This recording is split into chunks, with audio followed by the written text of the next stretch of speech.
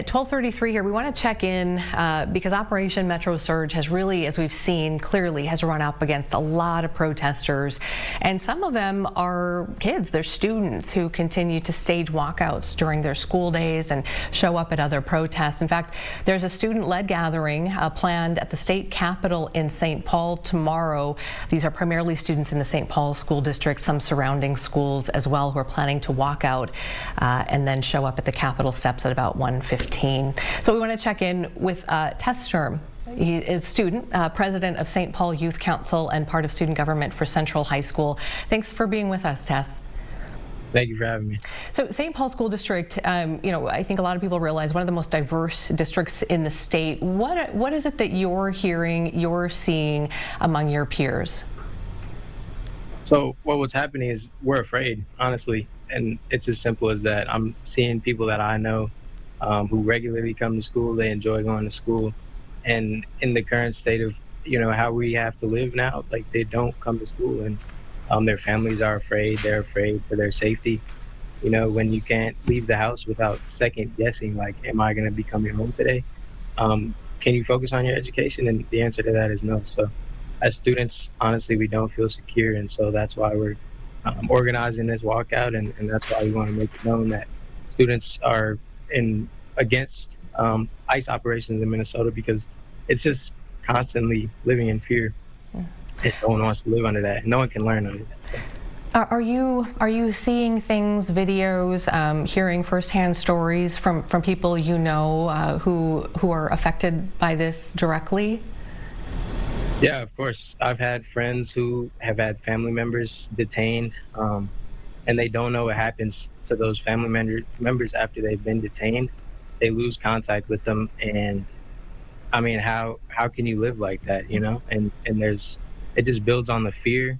It builds on the unsurety of going to school and doing things as little as going to the grocery store, going to random or just regular places that students would normally go. And I'm just hearing a lot of students who don't feel safe doing those things because they know people directly affected, and they themselves are. And let me ask you about this. I mean, when you are talking to students, as somebody who's sort of in a leadership position here, people are looking to you for answers. What are some of your messages to students? What have you talked about as far as, if they want to document? Obstruction is a really big concern right now, as we've seen people get hurt and killed. Maybe taking concerns to city council. Like, what are some of your messages specifically to other youth? Our messages are pretty simple. What we want is for students to participate in this demonstration that we're hosting if they feel safe. And we've put out to all the students participating and who would be interested in participating that their safety isn't 100% guaranteed, but we're doing everything that we can to ensure that they're safe. So we'll have a marshal guard and an escort for students. But I think just that we can't guarantee their safety in itself is pretty alarming.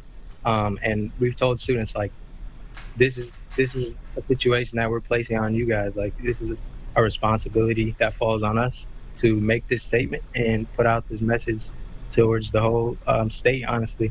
And we want people to be able to know what happens if they encounter ICE. We've told students, obviously your first instinct should be to document, pull out your phone if it's safe for you. But again, I just think that we can't guarantee their safety. And honestly, like, that's not a good feeling for us as student organizers ourselves. But I feel like this is what we have to do in this moment. Yeah. Have you? What do you expect tomorrow? Tell me about what people can expect if they go, and how many people do you expect to participate?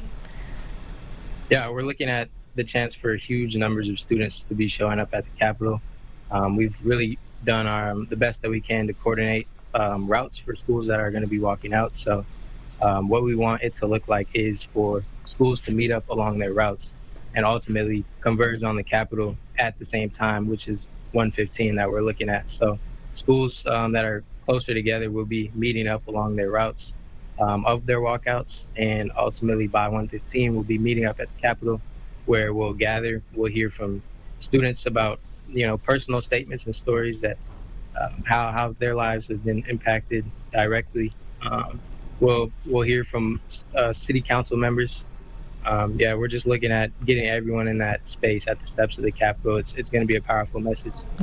We've seen, youth coming together and making differences. And you've been a part of student government for some time now. I mean, you were part of a group that brought Narcan into schools, if I remember right. So, I mean, just kind of the power of the student voice right now is, whatever side you're on here, it really can't be sort of denied.